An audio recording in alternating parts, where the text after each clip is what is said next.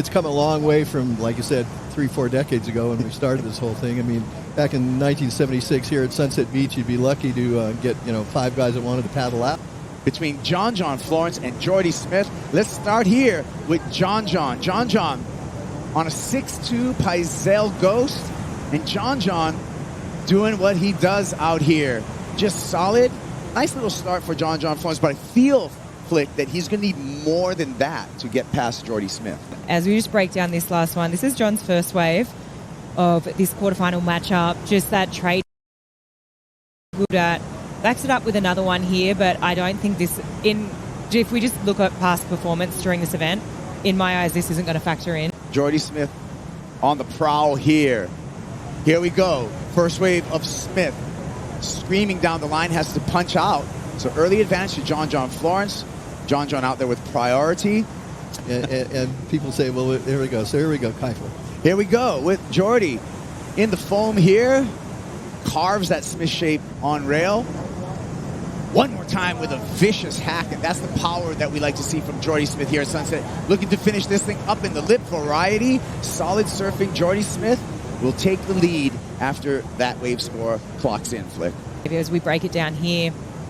So yeah, just like I was saying before, a little bit of a frothy face there as for the takeoff. It was a little bit beautiful roundhouse, but this turn here was money, just so perfectly timed, just throwing all that power into that second turn, straight up into the lip here, comes down with that. Here at Sunset, it's really tricky. You got to know what you're doing and where you're going.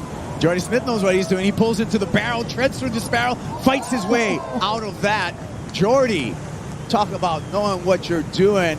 Smith with a 6.83 already in the score bank, and he may go excellent on that one, Felicity. Mold through that and kind of breathe through it and ride over the foam and then take the lip a little bit and coming out of it. So, I mean, just beautiful work right there from Jordy. I love the fact that we're seeing these two surfers match up right now. It feels like a final, and the waves are just absolutely phenomenal looking out here. I mean, I don't know, it's like a full painting of the way, how perfect the waves are today. J on the comeback here. Hacks it off the top like he always does. Fades that bottom turn. One more swoop.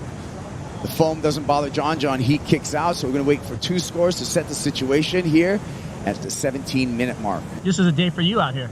Yeah, well, if the contest wasn't on, I'd be paddling out for sure. So, but this is really, really good surfing. And as I said, you saw, and Strider, you pointed it out, J was trying to get one off the point a little bit more, sitting a little deep, like I said.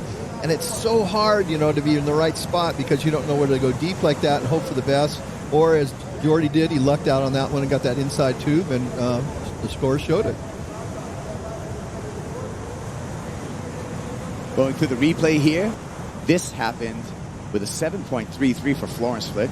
Yeah, this was insane. Just one big money turn at the top there. Couldn't get around that section, but let's just break it down from this angle. This was so critical. I just can't believe how technical that was, how much he just put everything on the line here. But just beautiful surfing. It's just shades from that last day of competition when he was just throwing big turns like this with big scores. And all the judges' numbers. So the unabridged version there, one judge and a couple judges actually went as high as a 7.5. I think it was John's last hit. Get back to that live action.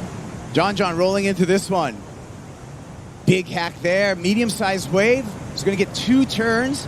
Wave goes a little sleepy here. Hoping for it to stand up on the inside for J. J, quick to the lip there with a slash. One more time with a bank. Needs a 7.84. He surfed his heart out on the wave.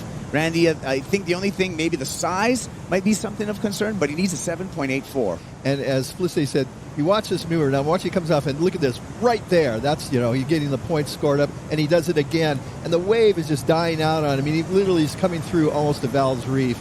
And the only thing that will be going against him is the size of the wave. And over the years, we've seen all these surfers from, way back in the 70s when Sean Thompson and Mark Richards and those guys, then to the 80s with guys like Gary Elkerton and that, and then into the modern era, Sonny Garcia, and then Andy Irons. And my favorite out here used to be Joel Parkinson. He won the event here, and he was so good. And Jordy followed up on Joel's things. We had U.S. mainland guys. Meanwhile, back to action. Back to action. John under priority. Jordy's going to stroke for the block here. Here he goes. J.Smith, our heat leader, screaming down the line. Comes around that section. Layback hack. One more big snap, gets sticky on the rails. It's not going to be one of his top two. John with priority. John with an opportunity. John's need will remain the same, flick at a 7.84. Yeah, it's so tough, right? Jordy had to use priority then, because knowing that John's the one surfer out here that's literally gotten, you know, up to almost 8-point rides just for one single maneuver. So it's totally within John's wheelhouse. This is it here. John's last chance. He's going to activate. Florence scratches into this one. Looking down the line, setting up for something big.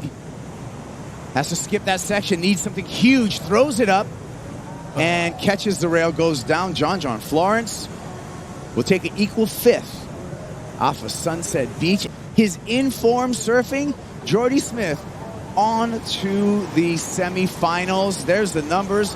8.33, 6.83 does the number for J.Smith. We'll see him in the semifinals up against Kanoa Igarashi.